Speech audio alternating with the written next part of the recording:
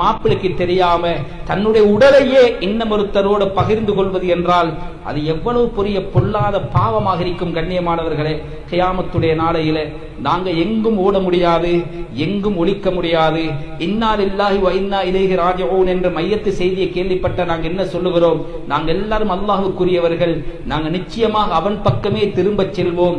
அல்லாஹ்வுக்கு முன்னால் நாங்கள் நிறுத்தப்படுவோம்.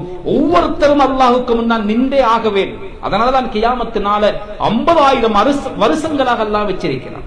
ஒவ்வொருத்தரும் விசாரிக்கப்படுவார்கள்.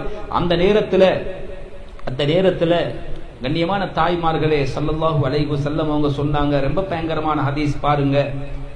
ஒரு மனைவி விசாரிக்கப்படுவாள். அந்த மனைவியிட பேரை சொல்லி இன்னாருடைய மகள் இன்னார் அல்லது இன்னாருடைய மனைவி இன்னார் என்று சொல்லுகின்ற நேரத்தில் அவள் முன்னால கொண்டு வந்து நிறுத்தப்படுவாள். இந்த நேரத்தில் அல்லாஹ் அவட